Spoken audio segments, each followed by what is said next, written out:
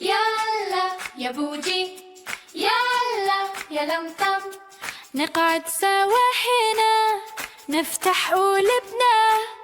يلا يا بوجي، يلا يا طمطم، نسمع حكاية جديدة من حكايات رندا. دروس وحكاية نسمع ونفهم، تبقى معانا وتعيش جوانا. يلا يا بوجي، يلا يا طمطم، نسمع حكاية جديدة من حكايات رندا. احكي ولعبة وحكمة حلوة نخليها دايما في بالنا. يلا يا بوجي، يلا يا طمطم، نسمع حكاية جديدة من حكايات رندا.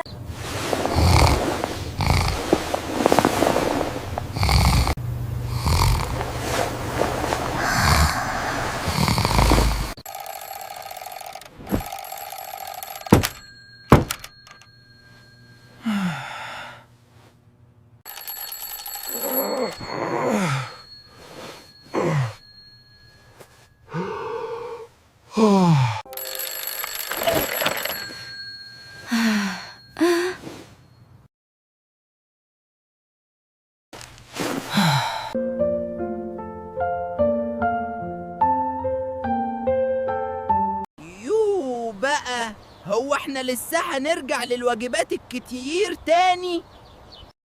لا، ده احنا رجعنا للتقييمات ووجع الراس والصحيان بدري.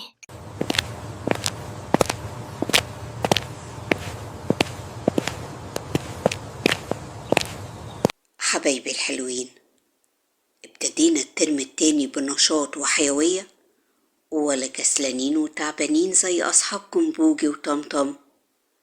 أستاذ بوجي بيقول رجعنا للواجبات الكتير، والست طمطم بترد وتقول لا، ده احنا رجعنا للتقييمات ووجع الراس والصحيان بدري.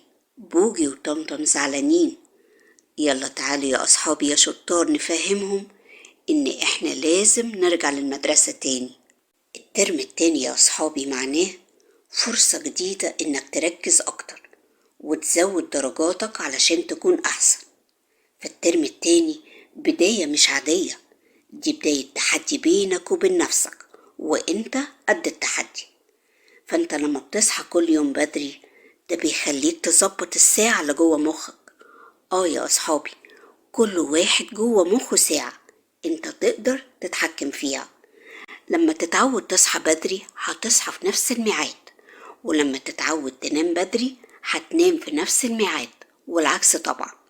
وخلي بالك، انت لما تنظم لبسك وتنظم شنطتك ده بيعلمك انك لما تكبر تبقى قد المسؤولية.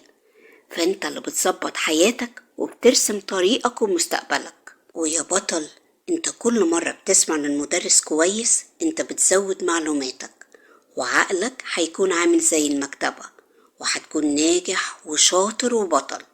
وده الفرق بين الأولاد الشاطرين اللي بيتحملوا المسؤولية اللي عايزين يوصلوا للقمة زي الأبطال، وبين الأولاد الفاشلين اللي بيعتمدوا على الغش.